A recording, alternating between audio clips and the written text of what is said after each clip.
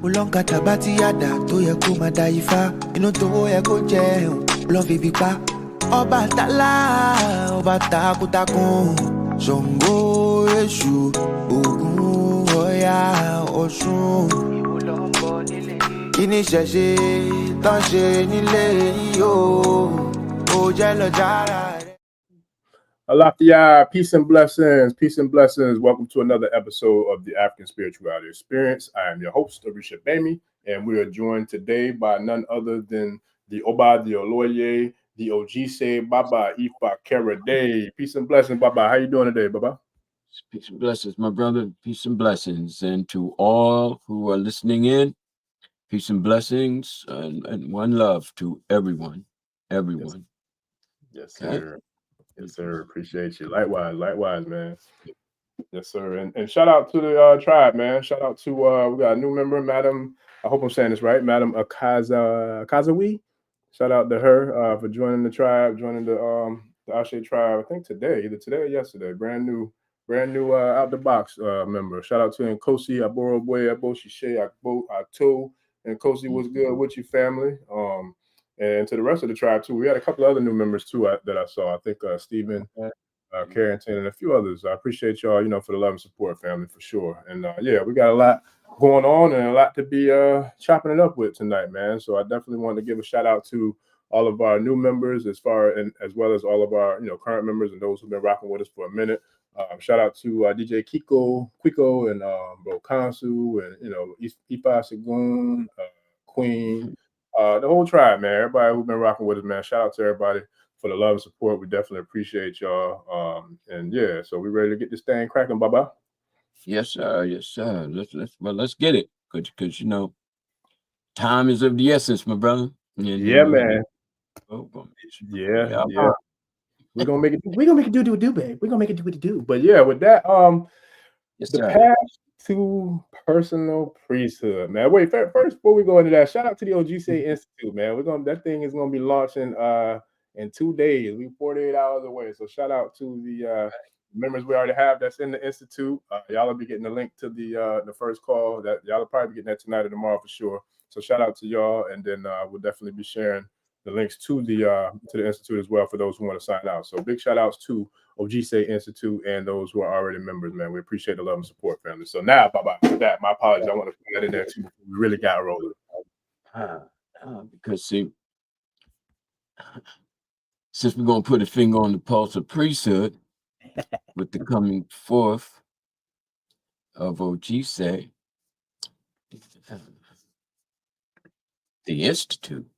It's a powerful statement, because the same way people talk about spirit moving, okay, spirit moving through matter.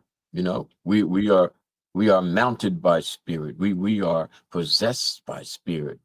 We are brought into transformational bearing by spirit. But see, very few things in the universe, regardless of what dimension we're in, work one way. There's always this interchange, this interaction, this blending, this merging, in order to create and recreate, okay? And even to extinguish for the sake of creation. Okay, so it's cyclic. It's an immersion of one into the other. So when we discuss matter being possessed by spirit, we also can take into consideration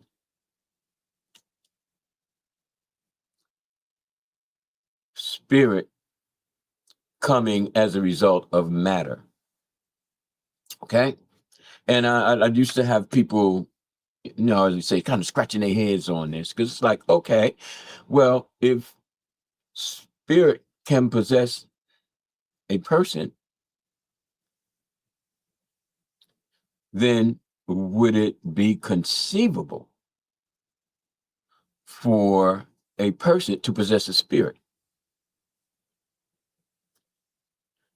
So we don't generally look at it like that. We don't really see beyond the blinders, because we want to be possessed. Okay, we are taken by the drumming. We're taken by the invocation. We're taken by the abodes. We're pulled as matter into a spiritual realm, and there we are mounted. Okay, just an example. But my way of thinking is, and specifically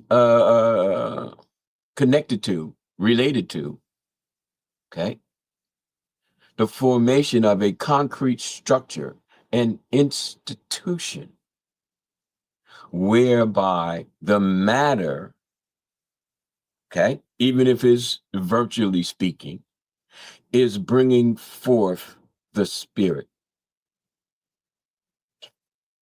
Understand? As the matter of man and maternal, material, okay, mother, okay, in combination brings forth the child. The child is just not a physical statement. Neither is the mother nor the father. Okay, so we are bringing into existence a spirit. We are possessing the spirit of the Orisha. We are possessing the spirit of Ifa. We are possessing our ancestral essence. We're just not looking to be possessed. Follow my logic here. We are looking to possess, to bring into possession the spirit and essence via our concrete works, our books, our teachings, okay, the dialogue that we have, the Ashe podcast, the Gumroad accounts, and now an actual institution. Okay, bestowed the name Ojise. So this is a powerful statement, and as an opening, okay, to this podcast, it is a matter of, are we striving to become of the sacerdotal order, of the priestly order of Ifa and of the various Orisha, so that we can be possessed by them and whatever notion that we have that they symbolically represent? Well, Shango is like this, and Oshun is like this, and Obatala is like this, and Oya is like that. Okay. And Obatala is like that. Everybody has their concept of what the Orisha's attributes are. And we seek to be possessed by them. Okay. But I'm saying, perhaps the Orisha are accepting what it is we're building in this world, in this concrete flesh and bone and blood of self, and they're seeking to be possessed by us. And we therefore must strive to present to that realm, to that dimension, to that world of the metaphysical, of the spiritual, that we are worthy,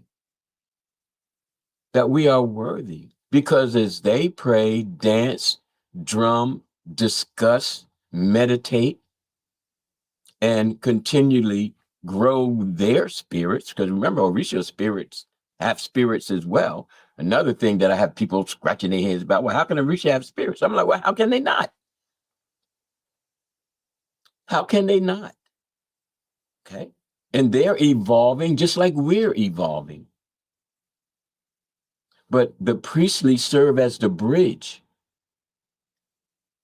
okay, between how the manifestations come about, not only in the physical world, but in the metaphysical world as well. We are possessed, but we are also possessing. And this becomes the core of my teaching, of my studies, okay? Because it's my understanding. All right. So that's kind of the opening statement, Baba Orisha Bami. You know, how do we as the priestly, or who are endeavoring on the path to priesthood, develop ourselves and present ourselves as worthy, again, not only of being possessed by the Orisha, but even more so, being accepted by the Orisha as we possess them on the metaphysical. What do you think? Nah, I think it's profound and powerful as usual. And it's funny because that I was going to actually bring up a few questions in regards to you, because we spoke. I believe it was either last night or yesterday, whenever one of the recent conversations we had, and I was recalling to you about how this particular masterpiece was very significant in regards to my journey, in this tradition, Ifa Isese tradition, right? But then we were also talking about how profound it was, for me to prepare for my one in the room. I did my best to prepare, to study, to, do everything I could to get to where I wanted to be in regards to just being prepared to the best of my capabilities. And then I think it was like maybe 2 weeks, no more than 2-3 weeks before, you told me about this masterpiece. And I'm just like, yo, what? I didn't even know about this book. So it was nuts when you told me about it. And I just recall, man, I ordered it.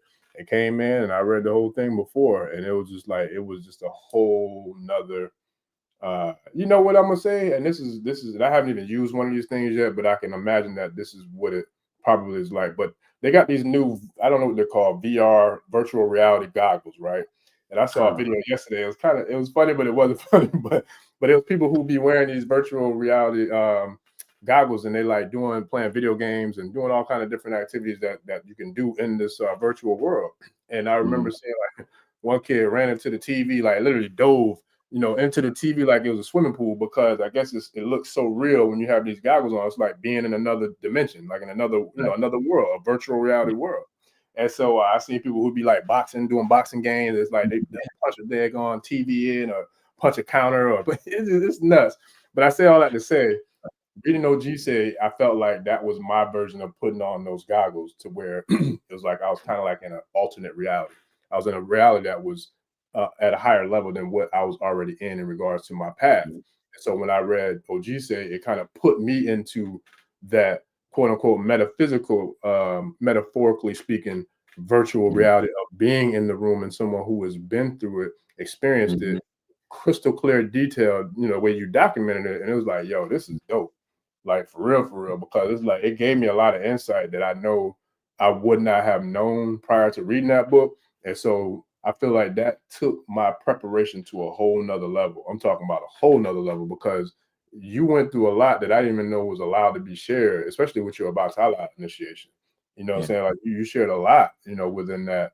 And so from there, it really gave me a strong grasp of what to be prepared for, and especially going into Obatala, you know what I mean? So it was like a very profound playbook, if you will. Kind of like, and I use this metaphor all the time too. It's like when, when an NFL team starts the season, they have their playbooks set up primarily for pretty much every game of the week. Now, of course, they'll alternate and they'll switch, plays, and they'll scheme, and they'll watch film and see what plays and what formations and what to do to face the opponent for that week. But for the most part, they have their playbook. The master playbook is pretty much complete from the first game of the season all the way through the Super Bowl. So it's like they're already premeditated for the most part, and then you kind of tweak it as you go on through the season. So now I think we got the Chiefs and the Eagles, in the Super Bowl. So it's like that was like a playbook for me to really position me, to prepare me to get into what for me was my own personal Super Bowl. You know what I mean? Going into the room and then coming out, being a fully consecrated child of Obatala. But I say all that to say that that's where I took the challenge of you years ago with creating the Lighthouse, which we have now in Ashe, but also that's what I also want to do in regards to with the Institute, with OGC Institute, because the handbook was the foundation. That was like, you know what I'm saying, the starting point. It was the fundamental, you know, to me, it was like the prerequisite to us, anybody coming into this tradition. And everybody who I've ever met who was curious, I refer them to that first, because I'm like, yo, this is like the Bible. It's like the Isese Bible to me. You know what I mean? So it's like, I always refer them to that. But now, you know, where we're going with the Institute, I was like, you know what? I want to create that for people who are coming to the Institute. So that's what I'm working on now for the study group, to prepare people the same way that the handbook and Ojise prepared me to go into the room to become a child of Obatala. I want to prepare our listeners, our supporters, our subscribers to come into the Institute the same way with the study group, because that's what you did for me. And I feel like there's so many different, I think, places and missing spaces of education and training and enlightenment in regards to the tradition. And so it's so many things that I just learned recently that I want to share with the tribe, because it's like, these are all things that are going to speed up and expedite their process and their journey to get to the next level. But my goal is to make all of them 10, 20 times better prepared than I was for my journey. You know what I mean? Than when I got in there, because now I got a ton of experiences that I've lived in the last 4 or 5 years since then, plus all of the wealth of knowledge and wisdom that you poured into me personally, you know what I mean, on my path, that I can now disseminate and share with those who are coming with us. So it's profound, man. And I say all that to say that I want to take a trip down memory lane and ask you, Sir Ojise the First, where were you at in your mind and just in your spirit? And I know part of it because I read some of it but where were you at? If you travel back to, what was it, 96, 92 when you first went to Ejibo to get crowned? Yeah, 91 and 92.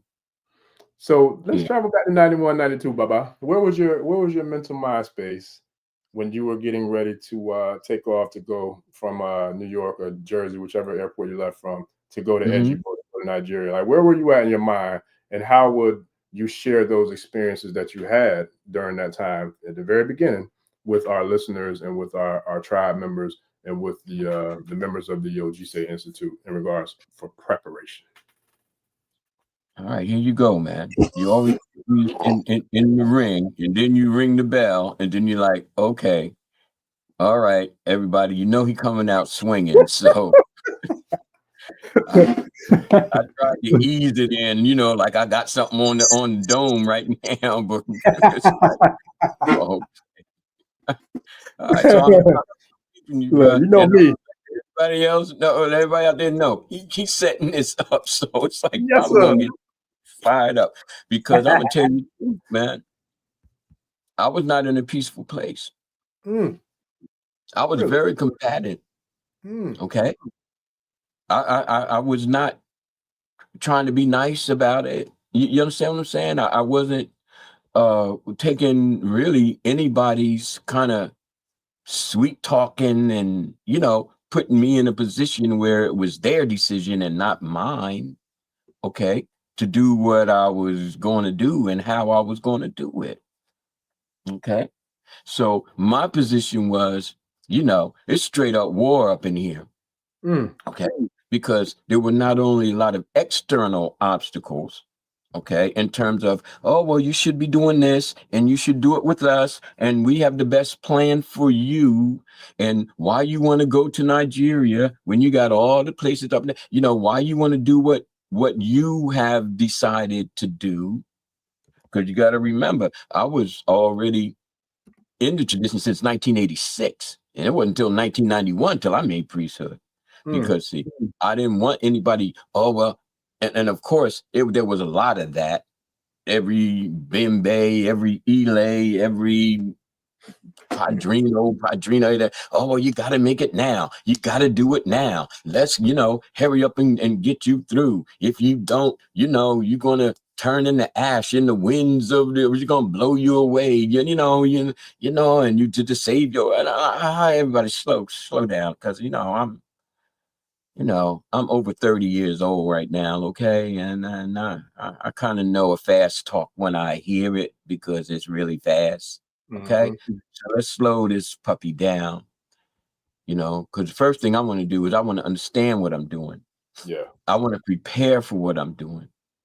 And I don't know if I'm doing it for the Orisha or Ifa, because I wasn't all that aware. It wasn't like I was born into this, you know. But it was a calling, and when you being called, you just go and you discover things on the way, on the path. Okay. And via the drumming and via, you know, myself as a percussionist, and I'm studying, you know, Africana studies, and under the dime, it was all kind of set up, and the pearls were placed before me. But I knew I had to refine and purify myself, because that's what the spirit was telling me. Okay. Get your diet right, get your life right, get your physical right. Okay. And it's not just about going and getting possessed by the Orisha, because that would happen. It's like, yeah, okay, he's there. Oh, this is a child of a Rumula too. Oh, we got to get him right now. But I lack knowledge, and if I lack knowledge, therefore I lack understanding. Right. So why I want to jump into something that I don't understand? Stevie Wonder even said it. If you believe in what you know that you don't understand, then you suffer.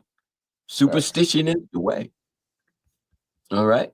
So it's like, okay, I'm hearing the world talk to me, but I know I have to fight through this. I have to fight through what everybody wants me to do, and how and when they want me to do it, and of course how much they want to charge. And then it was also, I have to fight through my own inner obstacles. You know, the unknowing. Okay. You understand? Or I had been to the continent before, you know, back in '77 as part of Kenya, but that wasn't a spiritual journey. Okay. That was a humanitarian journey. Okay. But now this is a spiritual journey, and I'm not going with a group. I'm going with myself. So I have to face myself in terms of, what do I actually believe in? What is belief?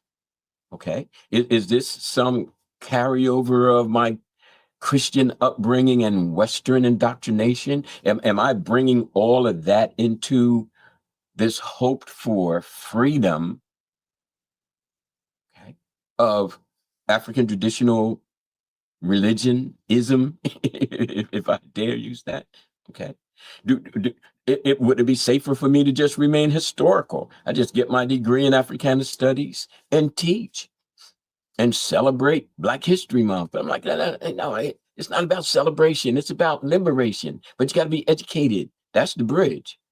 So intense study, intense stripping away of, you know, preconceived notions, okay, and misdirections, even from self. You know, so it's a war. And basically, that's why I titled the novel War and Resurrection, because it's very difficult to resurrect oneself if you don't go to war within yourself, to transform yourself, to redefine yourself, so that you are then more worthy of the Orisha, so that you can mount them. So that Ifa becomes something that you bring yourself into, not something that you are waiting to be filled by, which is a part of educational design, which is a part of Abrahamic religious design. Okay. You are poured into. You just basically sit, do what you're told, do your assignments, and we're going to pour the information into you. The less you engage, the less you question, the less you war against the control, the stranglehold that we have on you, the better off you're going to be. So just be, you know, just be good, and just follow the bouncing ball, whether you want to be there or not. Okay. Conform. Okay. So I'm like, I don't think so. Okay. I don't think so. I'm gonna fight for my freedom, so that I can fight for the freedom of my people. Okay. And I'm gonna make myself better. And then when I look around and I saw that there wasn't much, even in English, much less Africana studies regarding our spirituality, regarding our philosophical in-depthness and insight, regarding our religious construct. And I'll use religion, in quotes, and then our spiritual disciplines and how we go about transforming ourselves, transcending ourselves, being spirit in flesh. Okay. So, my brother, I'm telling you, to make a short story long, which you know as an elder I can do. So I got to ease up, sometime. But if anybody's seeking priesthood and they're not self-motivated, they're not self-determined to bring about that preparation that you spoke so highly and so deeply of. Okay. If priesthood is just a matter of, well, you got to make Oshun because Oshun is this and Oshun is that. Well, it's not about what Oshun is. It's about what you are. Okay. And Oshun is waiting for you to engage you, to be a vessel, if you will, that will nourish the earth with the waters of her river. And that nourishing comes through the pleading for humankind, the working with the distressed, to bringing forth the humane in humanity. But no, I just want to get pretty. You know what I mean? And that's like Ocean's like, really? Really? Is that what you bring in? Is that what you bring in? Have you what? Okay. So yeah, man, I struggled, and I didn't care who I disappointed, and like I'm sharing it, it's things I didn't share in that book, people trying to strong arm me and curse me because I'm going somewhere where they didn't want me to go. You don't own me in no freaking plantation, man. I ain't your slave and I ain't sharecropping. I'm making this decision based on who I am and what I'm capable of doing. Okay. I can get a passport. I can go get the shots. I know how to get a plane ticket. You know what I mean? I know what to do to get done what I set out to do. That's called self-determination, brother. Okay. So now you put all of that into effect. Okay. I'm landing in Legos. And don't give a gosh darn who like it, who don't like it. Okay. Who's supposed to be waiting for me? Because I'm ready to go to Ejibo. Because Obatala is saying that's where you need to be. And Arumila is saying that's where I need to be.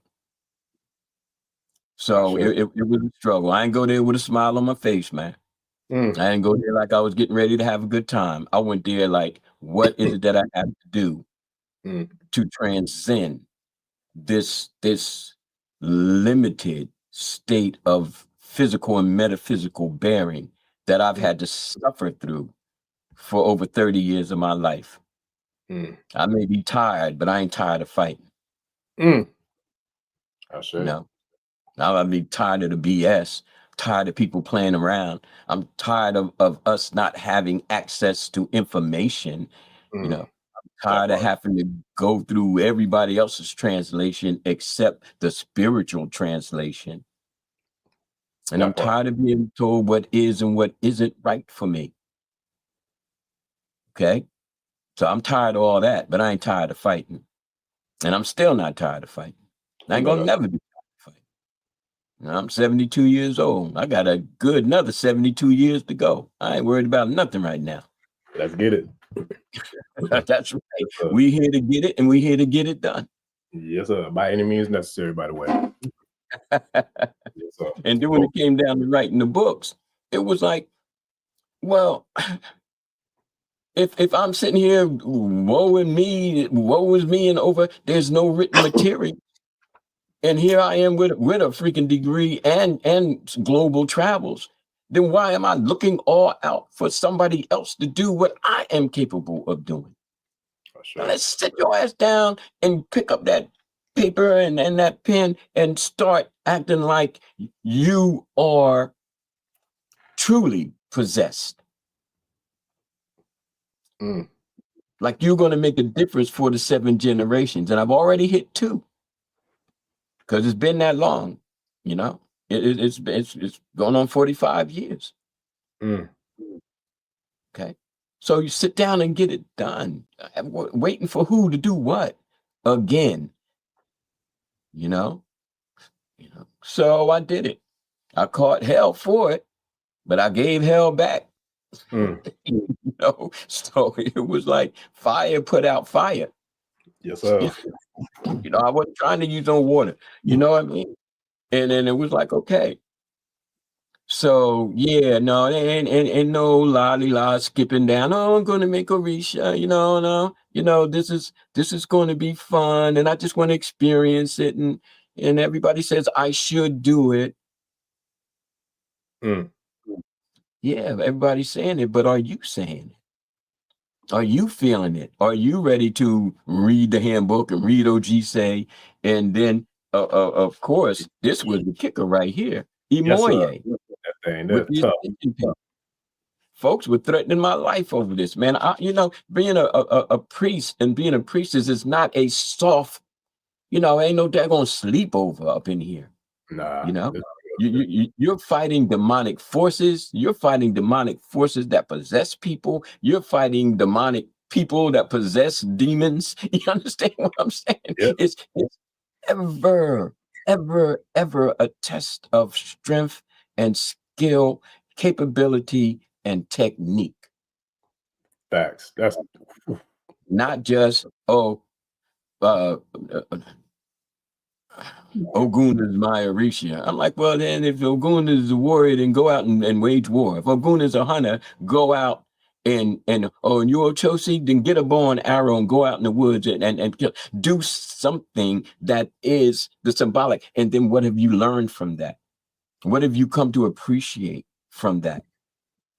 What is your purpose from that? What does the hunter bring back to the village, the town, the city, the empire? What is your purpose? What are you doing? What are you doing to possess the Orisha? And I'll bring it down a little bit. Look, we done talked about that, Baba. Look, we done look, and I'm gonna say it on air this time. No, ain't no bringing nothing down. We ain't letting this play. I like to keep that thing up.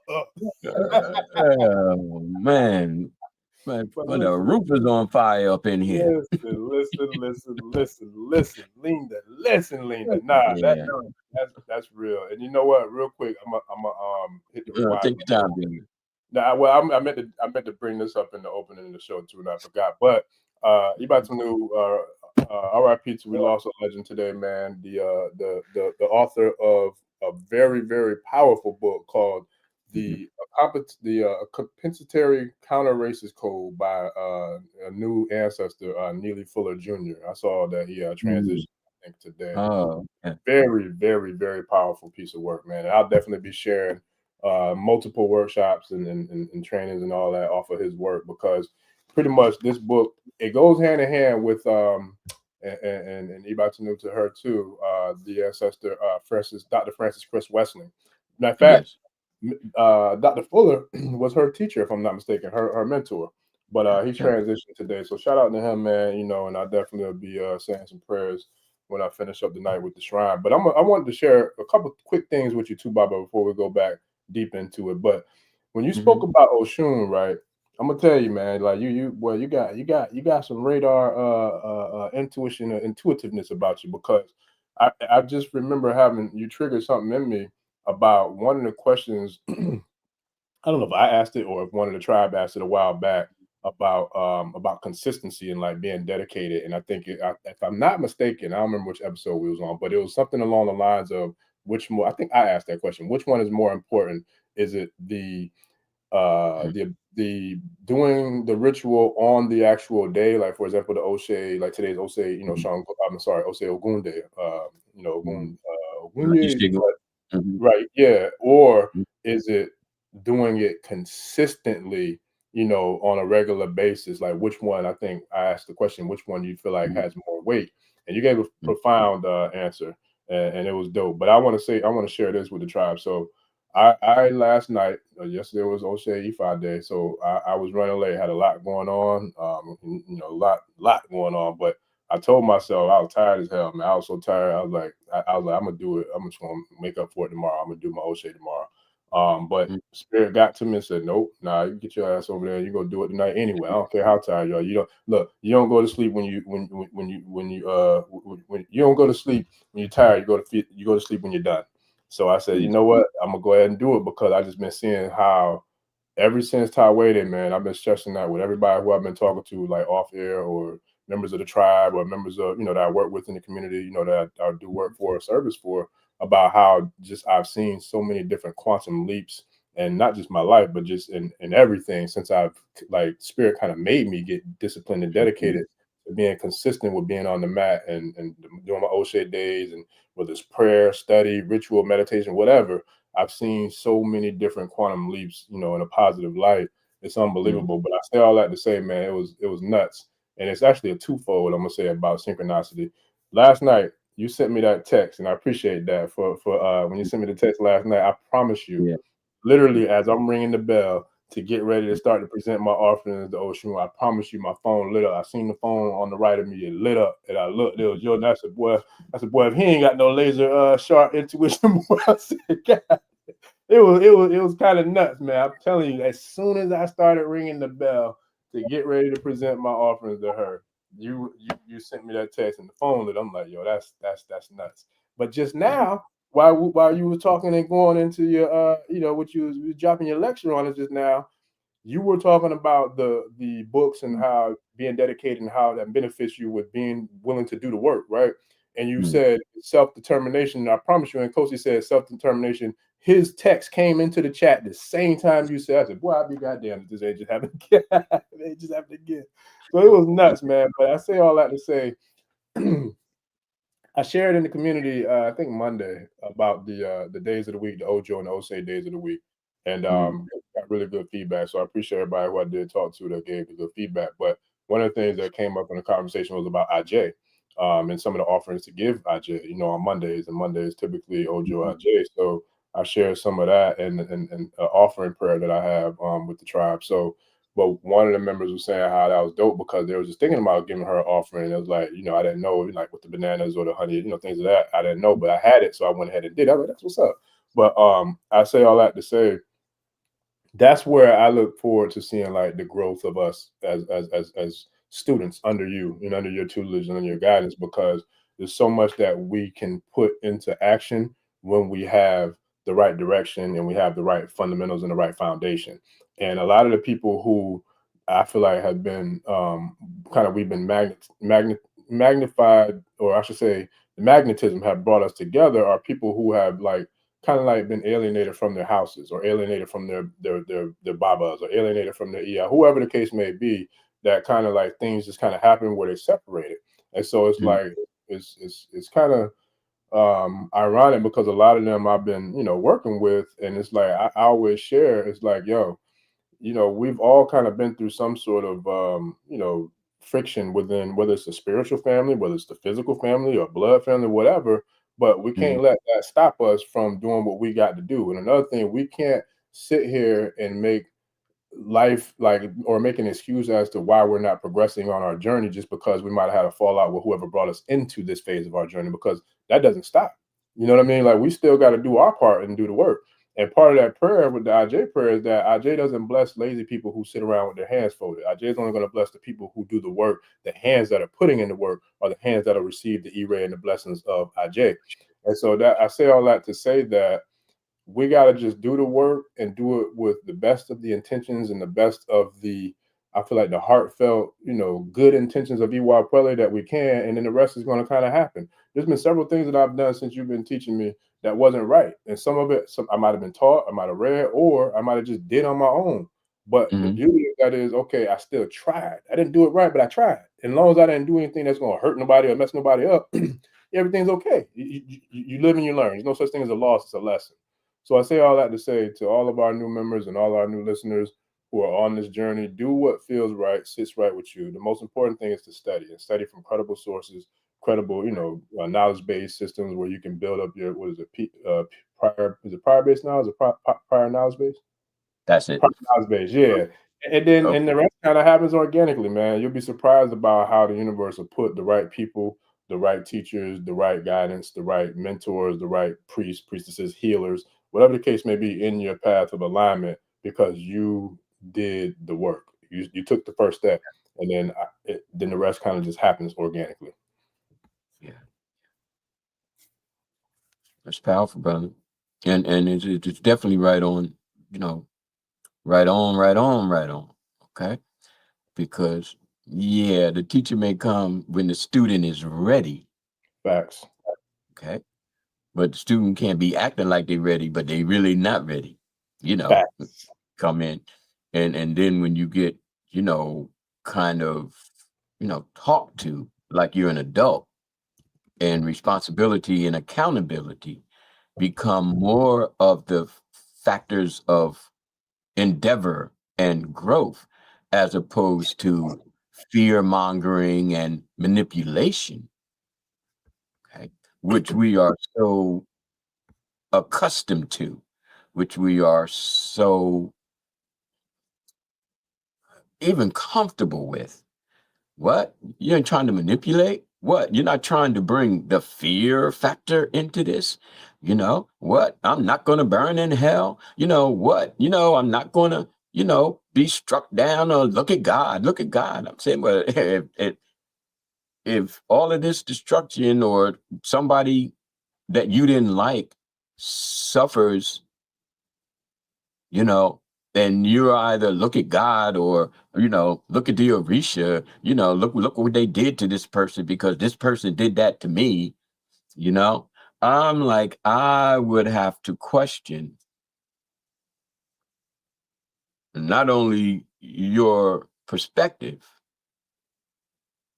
okay, but your God, this God that you are attempting to possess with your self-destructive notions of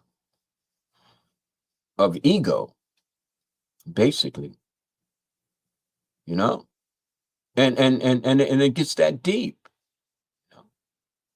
What do you want from Orisha? Okay, I mean, is it the spells? Is it the retribution, that you can reap upon your enemy? You know what I mean? Is it the endlessly catastrophic wheel that you wish to truly remain attached to? Is that why you want to walk the path of the priestly? Is that why you want, sacred knowledge and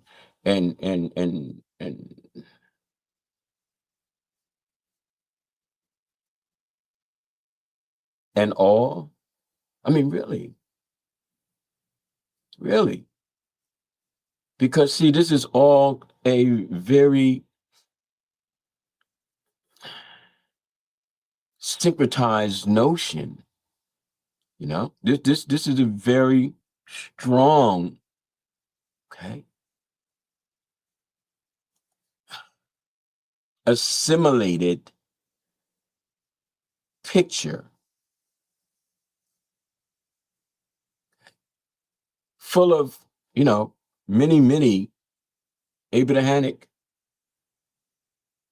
notions, misconceived, okay, notions about the African person, criminalized, sexualized, bestial, okay, ever destructive, has to be chained, has to be, controlled, has to be incarcerated, has to be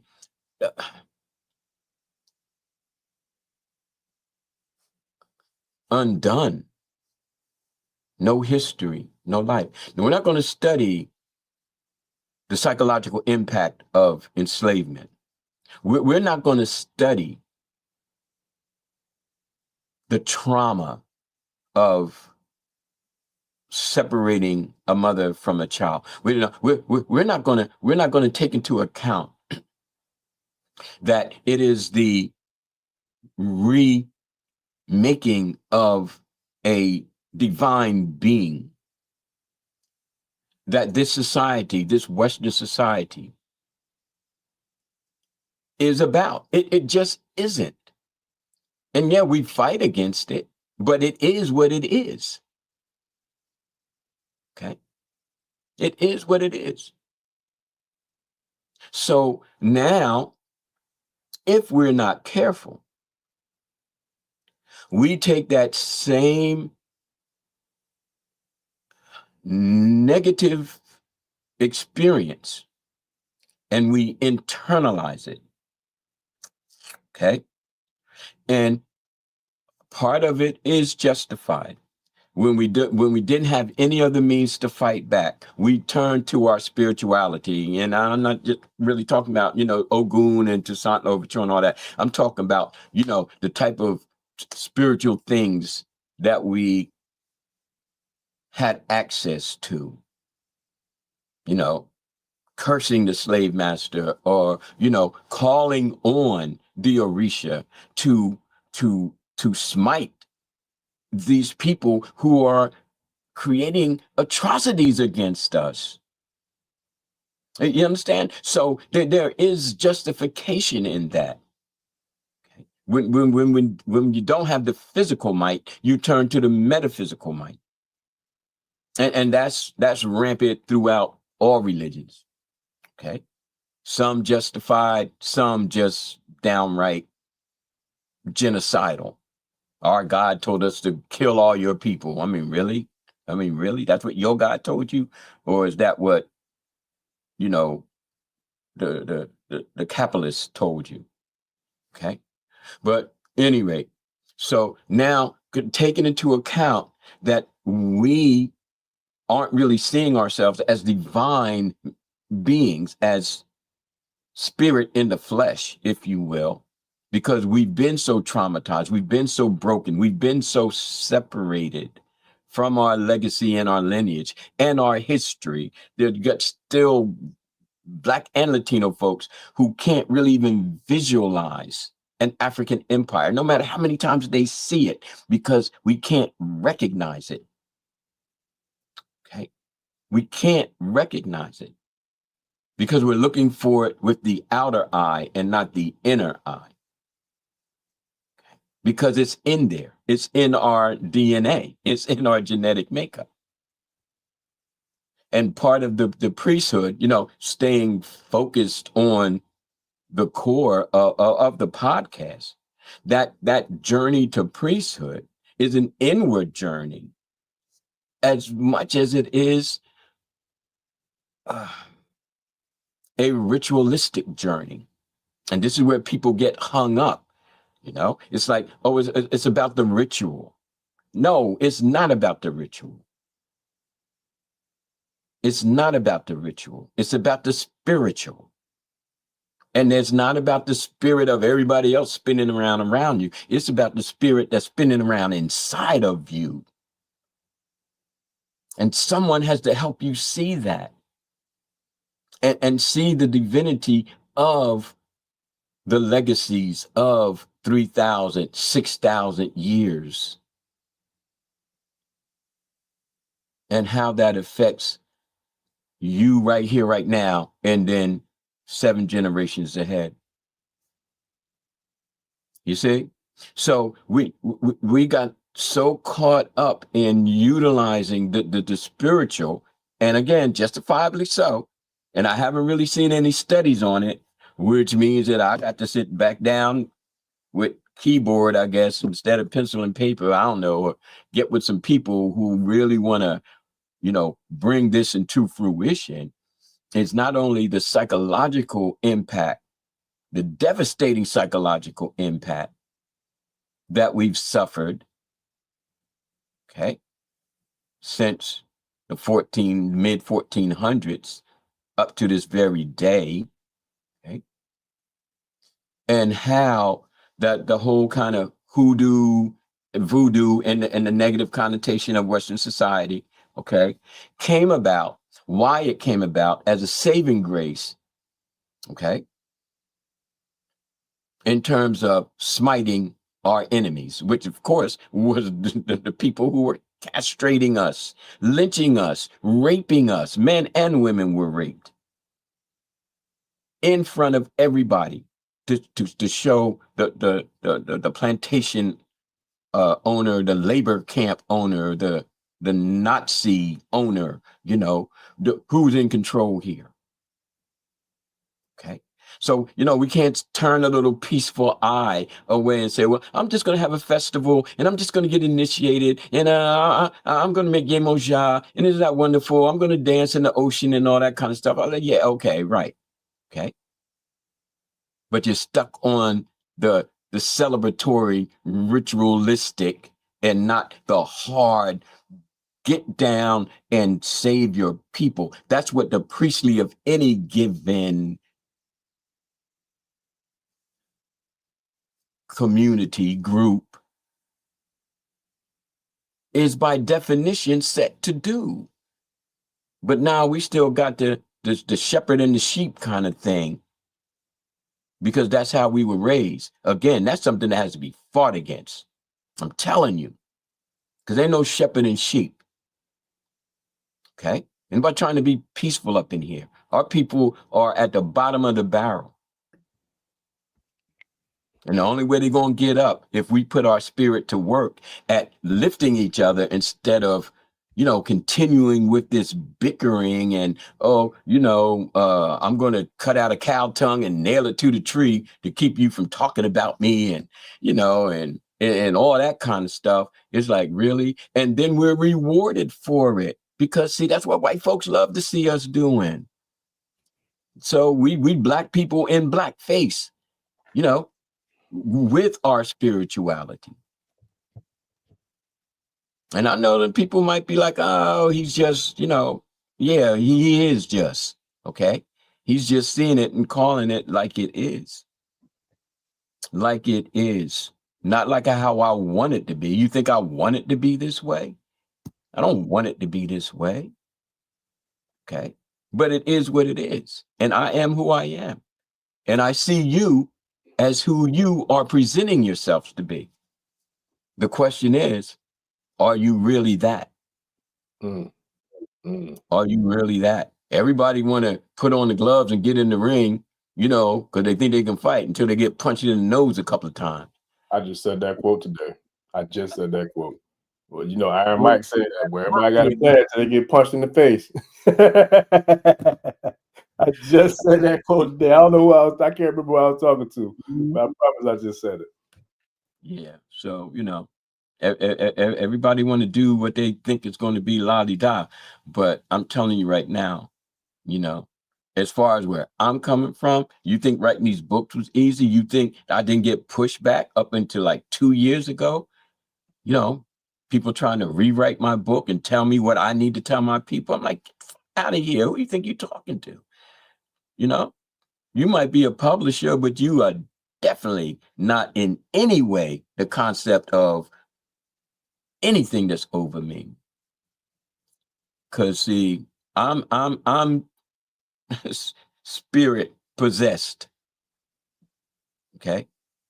And this work for my people, nothing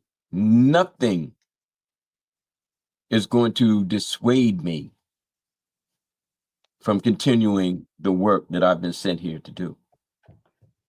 Okay. Sure.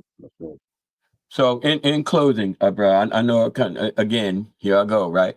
But the whole thing is, I know it's going to take a while for me to, tighten up the brakes on my vehicle. But I want you to put that apology in your pocket respectfully, sir. That's all I want. Because we're going to make it happen one way or another. It's all gravy. It's all great. Man. But yeah, you know, we got to get really serious about this, and you know, and understand that, you know, we are healing. The priests are healing.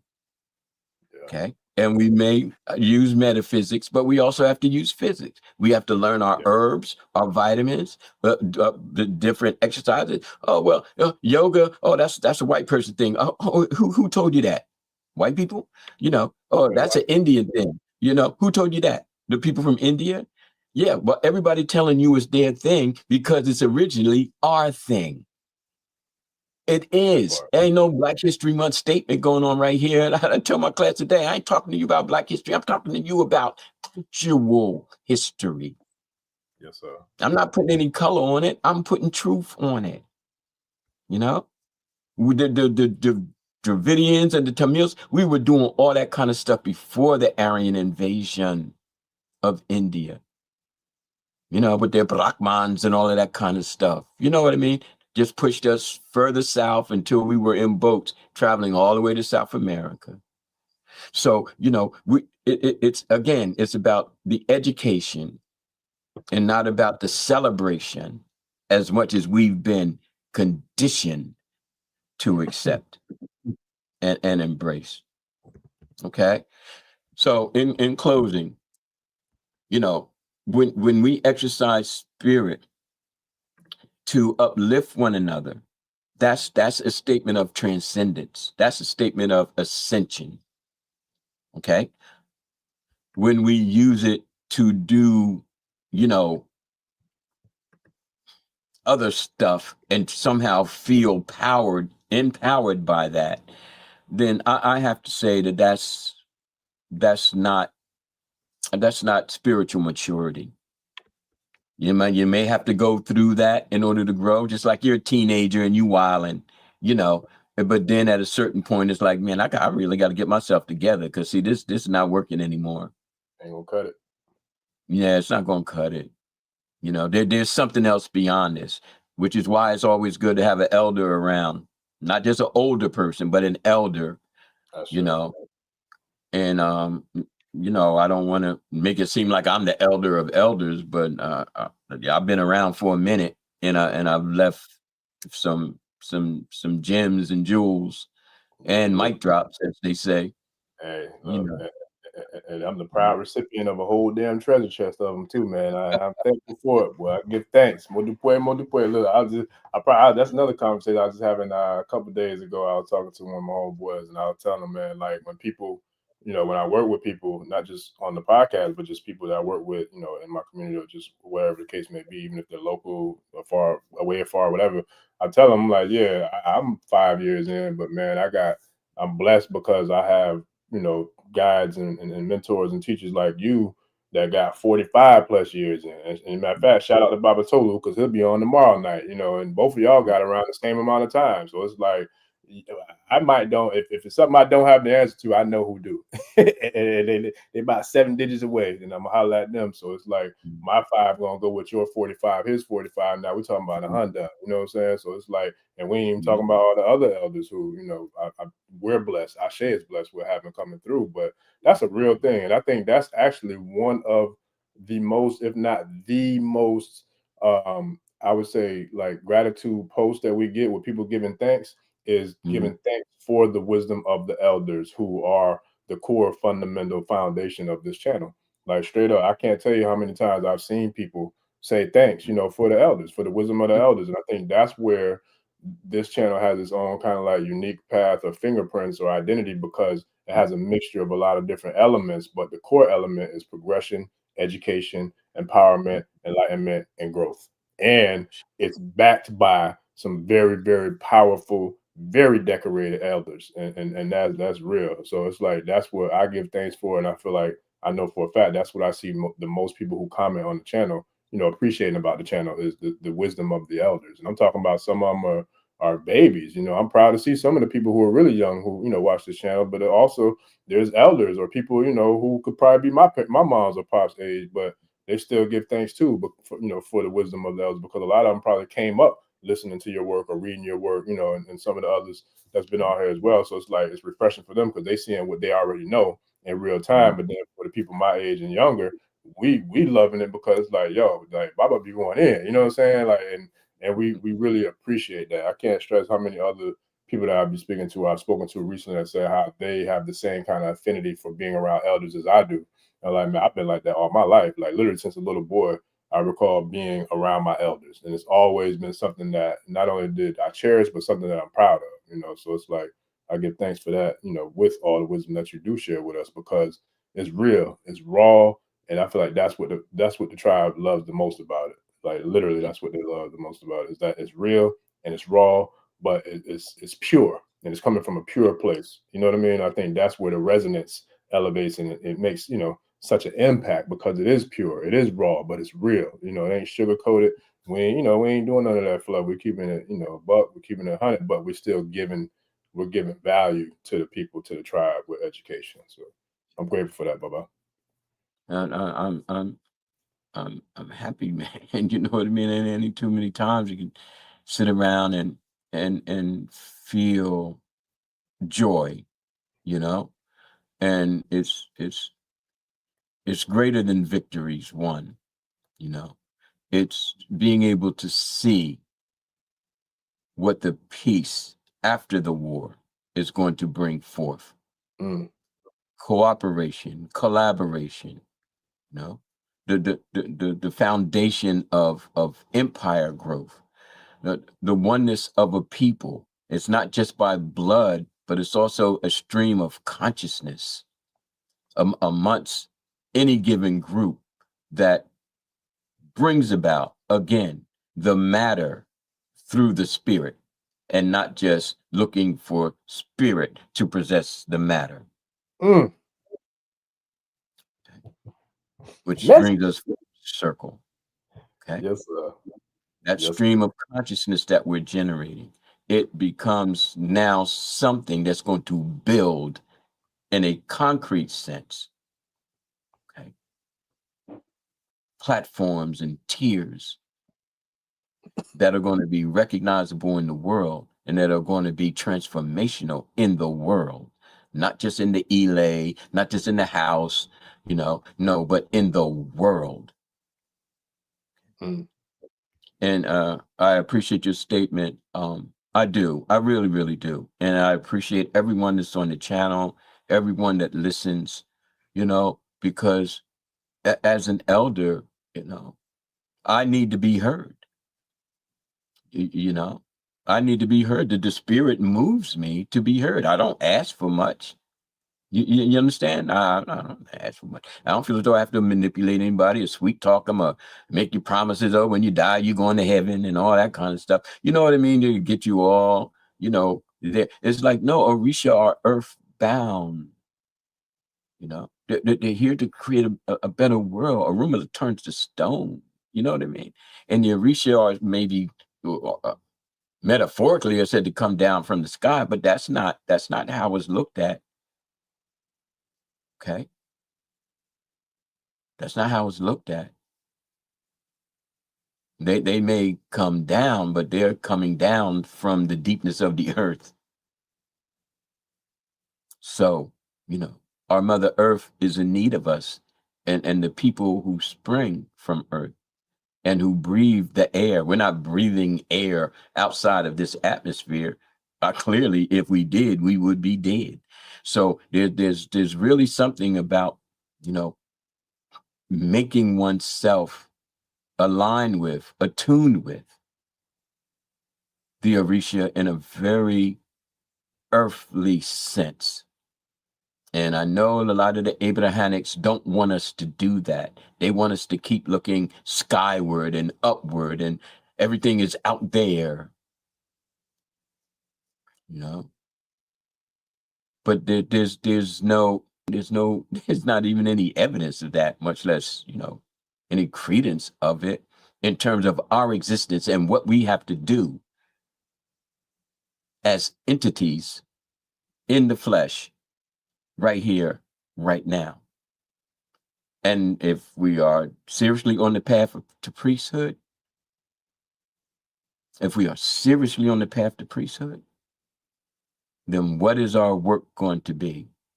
And Baba Orisha Bemi stated in dealing with Orisha Ajay, you know, what are you going to do with your hands? Okay, Ire or wo, you know, what blessings are you going to bring forth with your hands? Or they're always just going to be out waiting for some miraculous change, or some kind of whatever, you know, supernatural whatever. Or are you actually going to, you know, be that Obatala potter who's forming states of mind? Okay, so I do give homage to you know, the honoring and the bestowing. I really, really do. I don't take it lightly, obviously. You know what I mean? I don't in any way try to lower, you know what I mean? I don't, it's not about that. It's about being an authentic human being.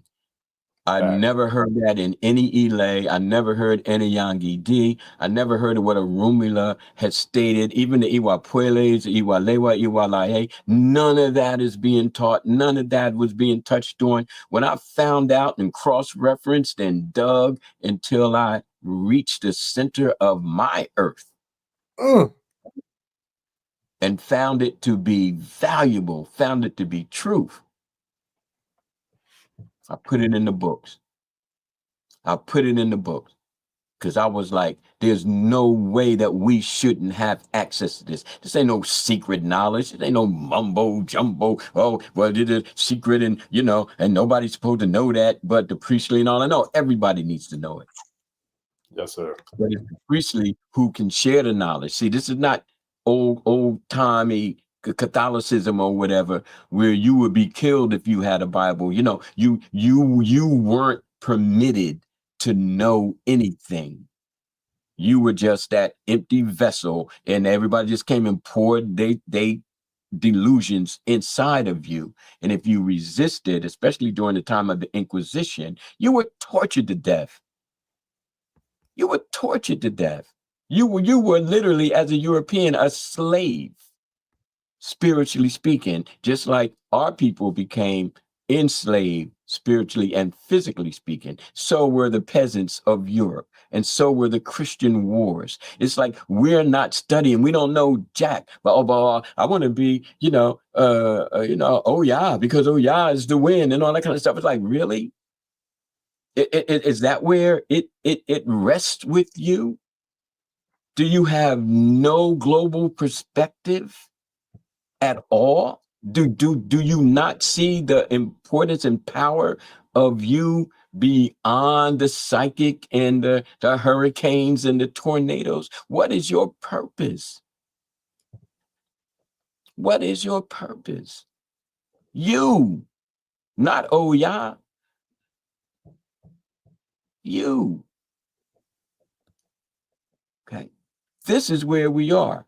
And this can only come from authenticity, because you got to face yourself and you got to fight yourself in order to resurrect yourself, in order to resurrect your people.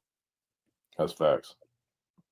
Okay. And then lastly, I was honored that it was bestowed upon me via Facebook, you know, that I was a living legend.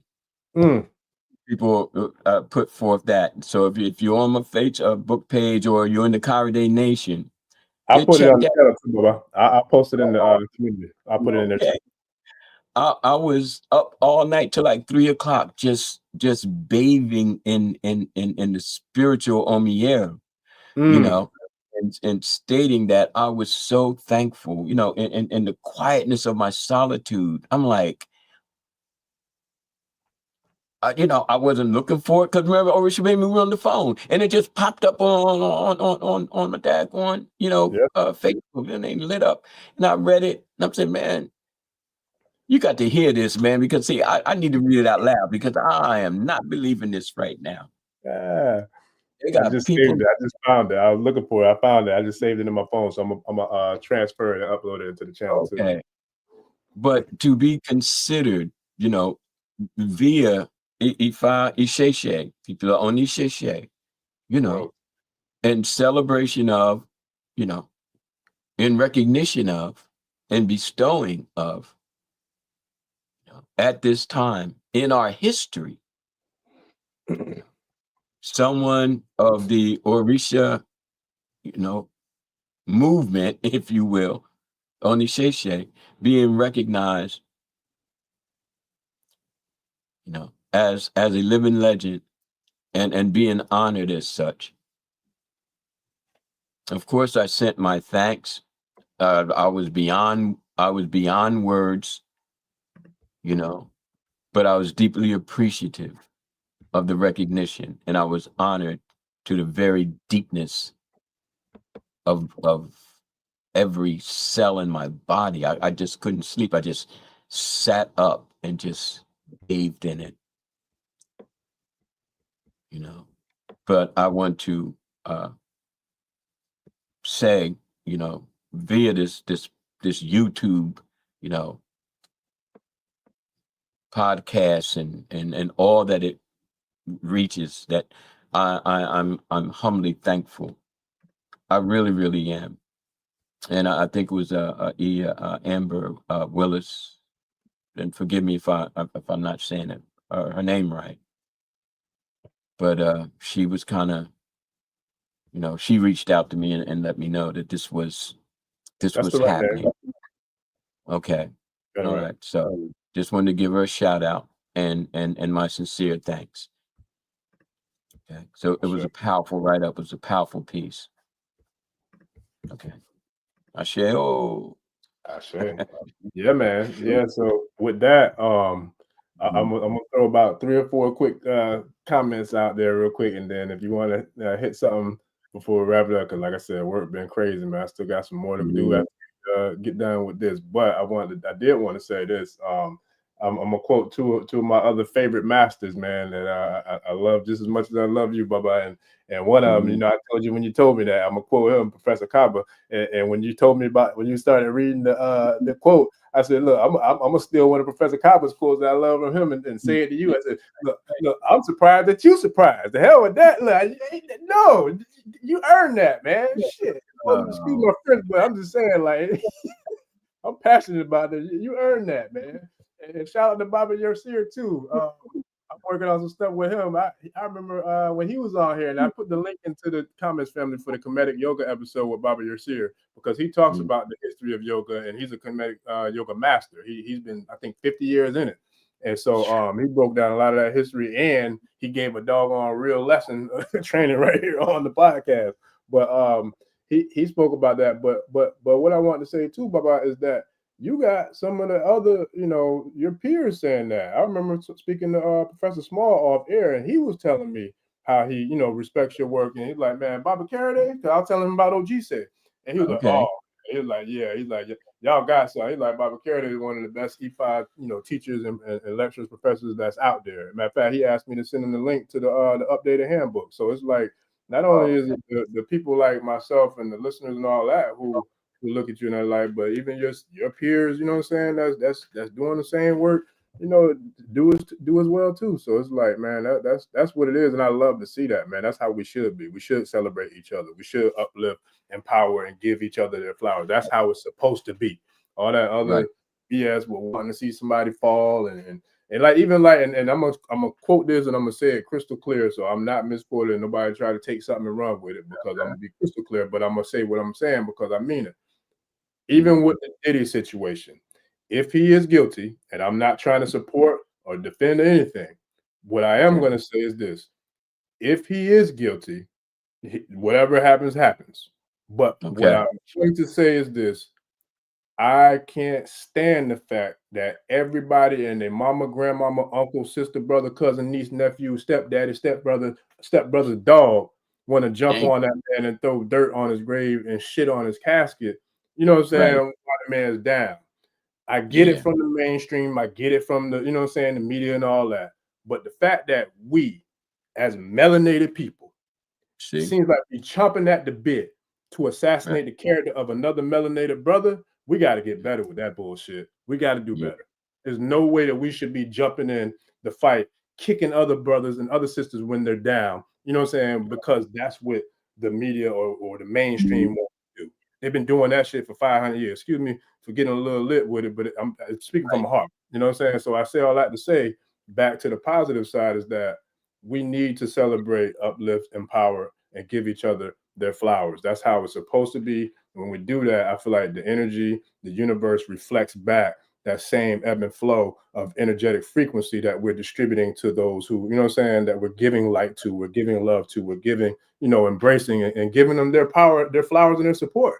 You know what I mean? And so it's like, that's how energy works at its highest level. I was going into a conversation yesterday when I was working, like, I think I was finishing up a divination, and I was talking about the fact that, and I don't want to go too far, I know I got to get done, but the fact that when we think about our heads and we're talking about Ori, right? Ori, Inu, Ori, you know what I'm saying? Iponri, like we're talking about the elevated aspects of our Ori.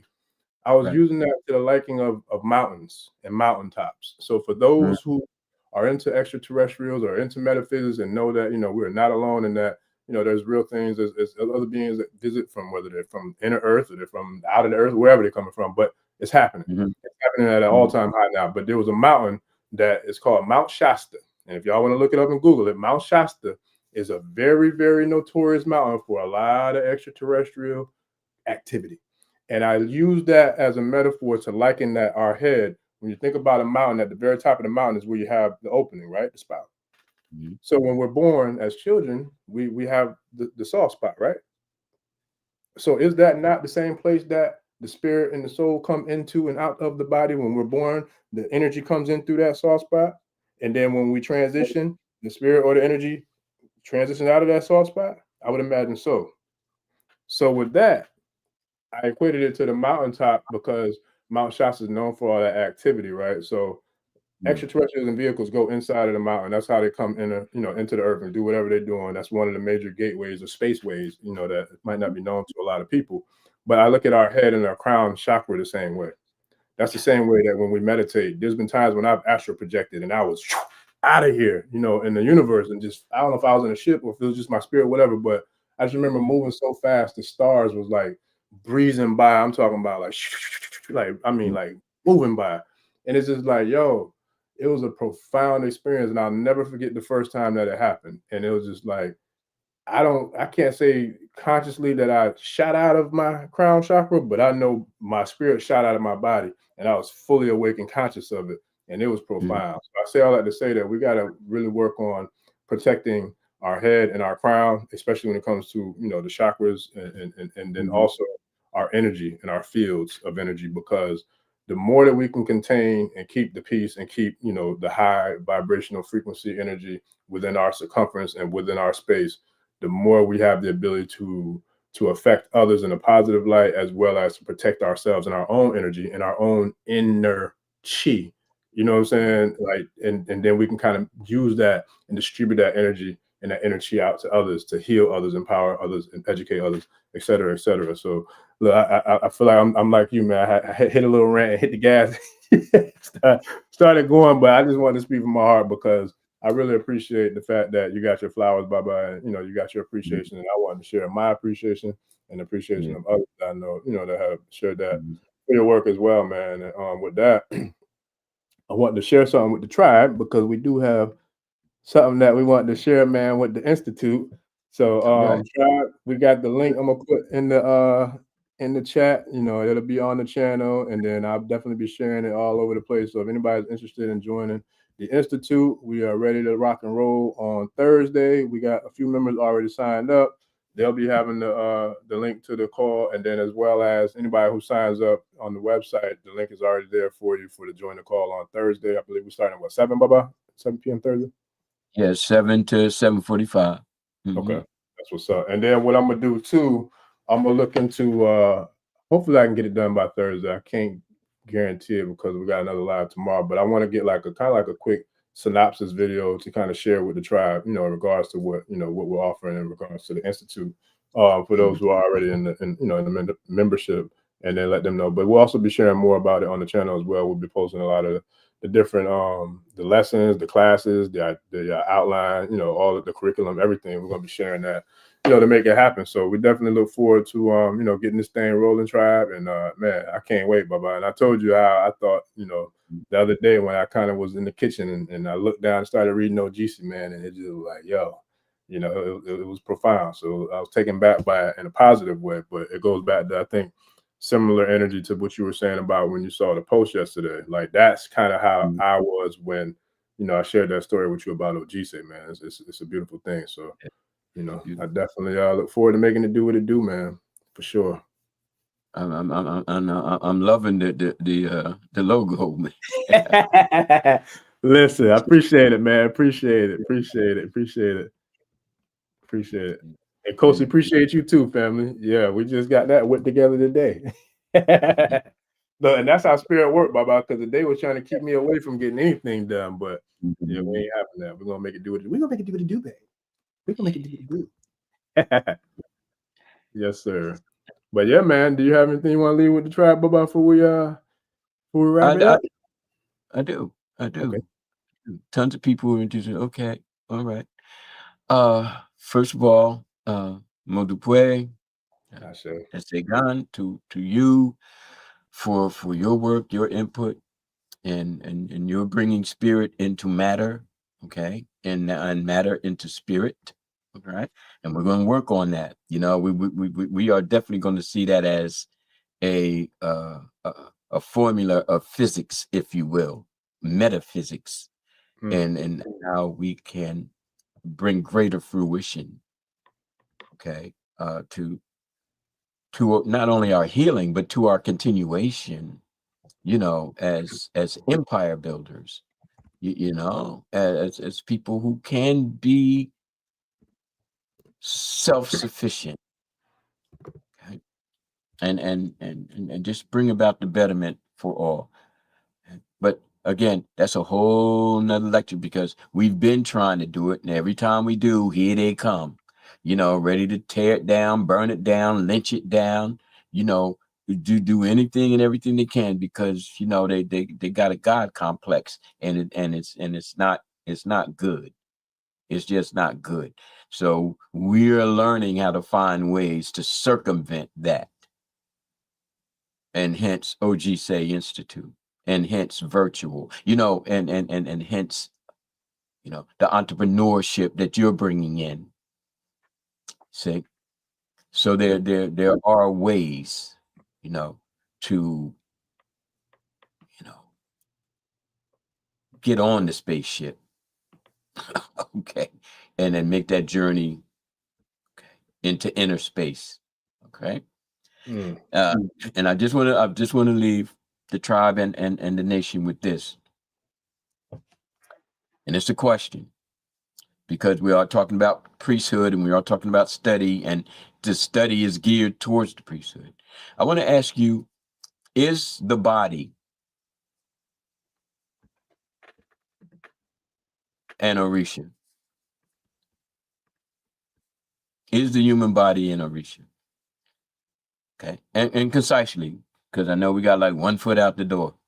Okay, we talk about the Ori, okay, which Baba Orisha Bemi did just, you know, stated straight up in terms of the crown chakra, you know, the portal, the essence of life, the spirit of life.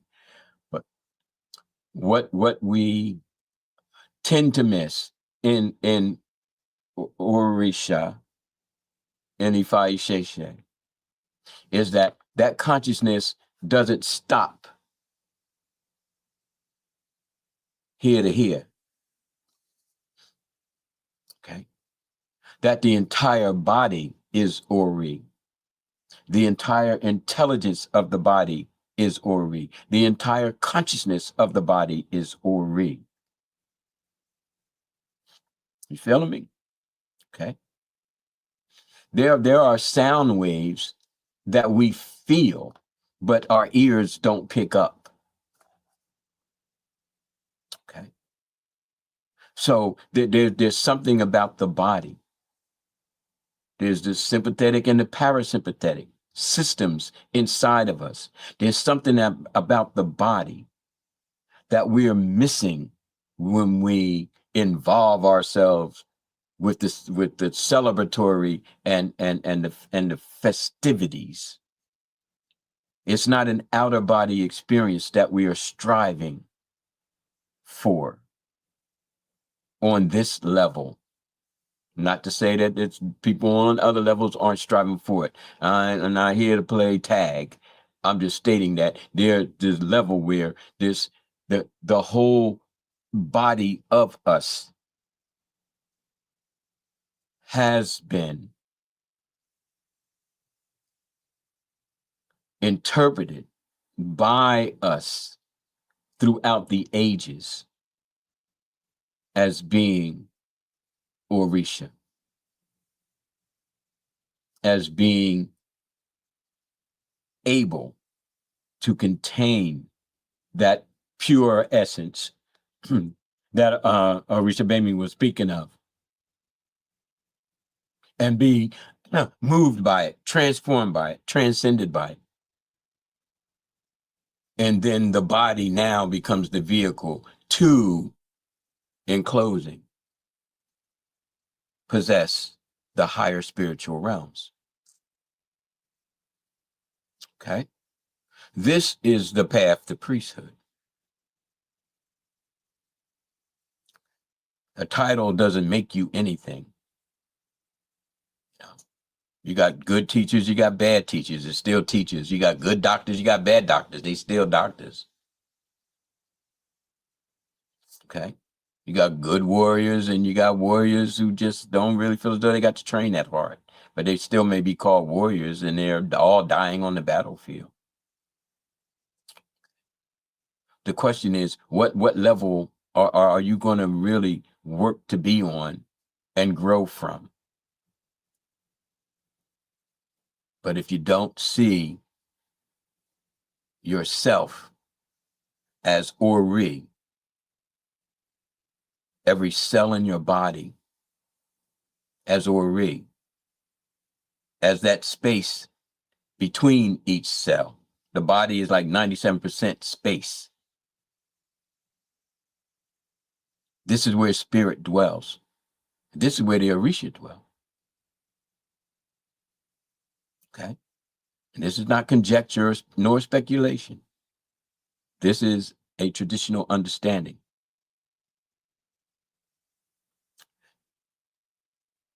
But we're going to work on that. I share you, brother. I'm done. Whew. Yeah. Boy, you left that thing smoking, man. Dang. Listen, I'm gonna wrap it up because you talk about a mic drop. That was a stage drop, man. That was exit stage, left, right, north, south, east, west. Like that was dope. But like for real, because it really was. It just there's no better way to end that. And shout out real quick before we wrap it up to our new tribe members. I definitely appreciate you all. Appreciate the love and support. I hope y'all loving the content that we have in the community so far. And we got a whole lot more where that came from. So I appreciate all of y'all. And then also. Shout out to Professor Small. I want to also mention that we have the event coming up in Jacksonville in a little less than 2 weeks, not this weekend, but next weekend. So that's going to be dope. So if you're able to make it that, down to Florida, if you're in Florida or if you're anywhere in the area, the tickets are on the website and on the channel. And then also I'll be creating a new link for those who want to see the event that can't make it. I'm gonna be having access to the recording of the event as well. So I'll be sharing that on the website and on the channel, so you guys will be able to get that, at a discounted price. If you can't make it, in person, you'll still be able to check out the event. But shout out to Baba Smalls for that. And yeah, Baba, I appreciate you. Looking forward to making it do what it do Thursday, man. And this has been an honor and a pleasure, man. It really is. It's profound, to see just like how fast this journey has unfolded. And I was just sharing that with, a few people recently in the last couple of days. Like I would have never believed that, all these things are happening, but I'll never forget the very first divination I ever got. I want to say New Year's Day, 2019. My godmother told me about a lot of this, and I ain't gonna lie, it seemed profound. I didn't doubt it. I wasn't pessimistic about it, but I was like, what? But now to see some of it, a lot of it already kind of come to fruition and unfold, it really is surreal, and it's beautiful. And I give thanks for it, man, because it's like that's the power of Ifa. That's the power of Orisha. You know, it's powerful, it's profound. And the way that you summed it up with, you know, the Ori, there's no better way, I think, for us to finish it. So with that, family, I'm gonna leave a prayer, you know, my actual favorite prayer of Ori. And I would share 100's Ori song, but I don't want to get tagged with the copyright strike, man. So shout out to 100. He has a phenomenal song called Ori. I'll share the link to it though in the description of the show and on the channel as well. But so with that, I'm gonna end it with that Ori prayer, Baba. So this is a prayer, family. I'll share it as well on the channel for y'all if y'all do want to get the prayer. But the prayer is Ori. Ori, I honor you and give thanks. It is you who are with us through every event of our life. My Ori is a good Ori. Good Ori is my direct link to Olorun. Good Ori is Olorun's essence within me. Good Ori is my Ori. Good Ori is open to receive the blessings that Olorun sends to me. Good Ori is my Ori. Good Ori is open to the wisdom of Ifa. Good Ori is open to the guidance of Orunmila. Good Ori accepts assistance from Orisha. Good Ori welcomes and embraces Egungun. Good Ori welcomes assistance from Egungun. Good Ori is my Ori. Ori, I ask that you always leave my doors open. I ask that you always bring me blessings. I ask that you always support me through the difficult times. Ori, I ask that you always celebrate the good times with me. Ori, I embrace you, and I ask that you always embrace me. Ashe, Ashe, Asheo. Appreciate y'all, family. Bye-bye. You got anything else before we wrap it up? No, sir. All right, man. So look, we'll see y'all in the Institute on Thursday. Tribe, we'll see y'all back tomorrow with the Balogun Shango USA. And man, I appreciate all the love and support, family. So I look forward to seeing y'all tomorrow and Thursday, man. And bye-bye. I appreciate you. And I can't thank you enough, man. I can't wait to get this thing cracking, man. For real. Good. We're good, man. We're good to go, man. We already there. All yes, right. Sir. All right, family. So we out. See y'all in the next episode. Don't forget to please like, share, and subscribe. We out, family. Peace.